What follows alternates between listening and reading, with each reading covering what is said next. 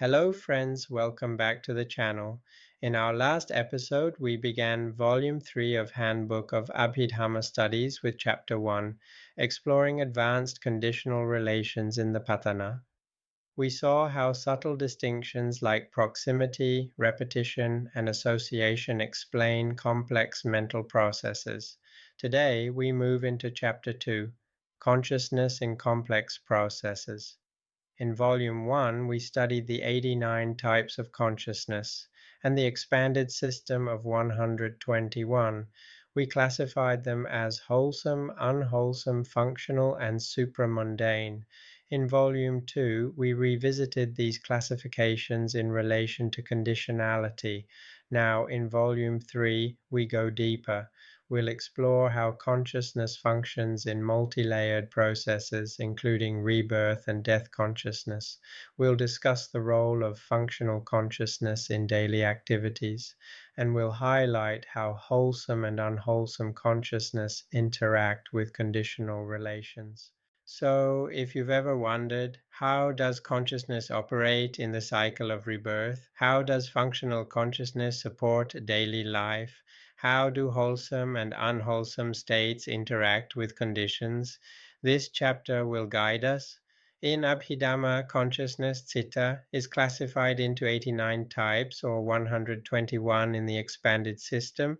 These include wholesome consciousness, rooted in generosity, compassion, wisdom; unwholesome consciousness, rooted in greed, hatred, delusion; functional consciousness, ethically neutral, performing tasks like seeing, hearing, thinking; supramundane consciousness, associated with enlightenment, the paths and fruits. In this chapter, we revisit these classifications with greater detail. We ask, how do these consciousnesses function in complex processes? How do they interact with conditional relations? How do they shape rebirth and daily life? Consciousness does not arise in isolation. It functions in multi-layered processes. For example, in a sense door process, consciousness arises due to contact with a sense object. Seeing a flower involves eye consciousness, attention, perception, and reaction. In a mind door process, consciousness arises due to mental objects, thoughts, memories, imaginations. In rebirth linking consciousness, patisandhicita, arises at the moment of conception, conditioned by past karma. In death consciousness, kuticita, arises at the final moment of life, conditioning the transition to rebirth. These processes are multi-layered. They involve different types of consciousness functioning together, conditioned by roots, objects, proximity, and association. This shows the complexity of consciousness. It is not a simple event, it is a dynamic process woven into conditionality. Rebirth and death consciousness are especially important. Rebirth linking consciousness, patisandhicitta, arises at conception, linking past karma to new existence. It is conditioned by karma, object, and proximity. Death consciousness, kuticitta, arises at the final moment of life. It is similar to rebirth consciousness, but it conditions the transition to the next existence. Together, these consciousnesses explain the cycle of samsara. They show how life continues due to conditions. For example, wholesome karma conditions, wholesome rebirth consciousness leading to fortunate rebirth; unwholesome karma conditions, unwholesome rebirth consciousness leading to unfortunate rebirth. This shows the moral dimension of consciousness. It is conditioned by karma shaping rebirth and death. Functional consciousness plays a vital role in daily life. For example, eye consciousness functions when we see, ear consciousness functions when we hear, mind consciousness functions when we think. These consciousnesses are ethically neutral. They simply perform tasks, but they are conditioned by mental factors.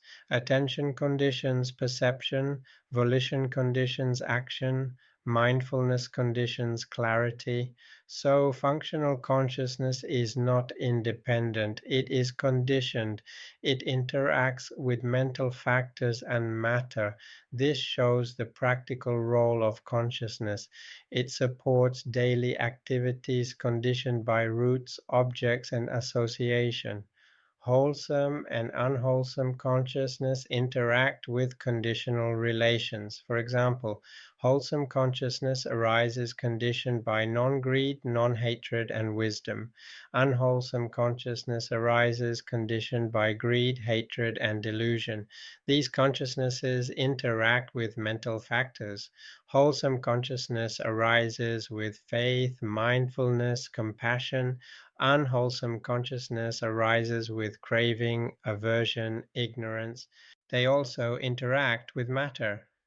Wholesome consciousness conditions wholesome actions. Unwholesome consciousness conditions unwholesome actions.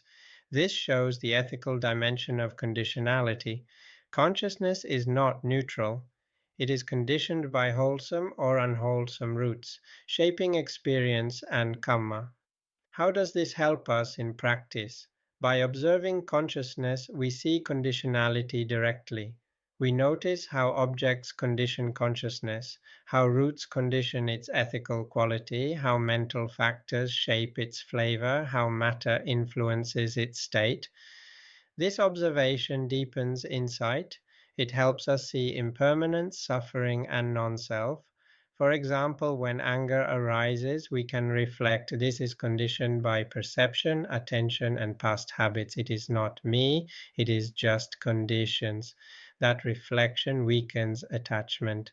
So the study of consciousness in complex processes is not just theory, it is a practical guide to seeing conditionality in meditation and daily life. Some critics say the classification of consciousness is too complex. Why 89 types? Why 121? Isn't this over-analysis? But the purpose is precision. Just as a doctor studies anatomy in detail, a meditator studies consciousness in detail. Another criticism is that it is too abstract, but in practice, even a basic understanding helps us see conditionality.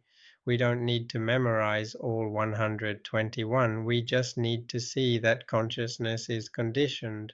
So, to conclude, Chapter 2 of Volume 3 revisits the 89 out of 121 types of consciousness with greater detail. We've learned how consciousness functions in multi-layered processes, including rebirth and death consciousness. We've discussed the role of functional consciousness in daily activities, and we've highlighted how wholesome and unwholesome consciousness interact with conditional relations. Most importantly, we've seen how this helps us in practice. By observing consciousness as conditioned, we deepen insight and move toward liberation. Thank you so much for joining me in this deep dive into Chapter 2 of Handbook of Abhidhamma Studies, Volume 3. We've journeyed through consciousness in complex processes, seeing how it functions in rebirth, death, and daily life, and reflecting on how wholesome and unwholesome states interact with conditional relations.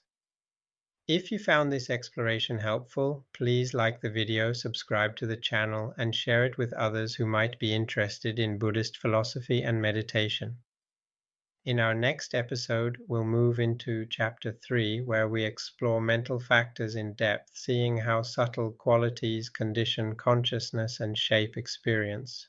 Until then, may you be well, may you be peaceful, and may you continue your journey into wisdom.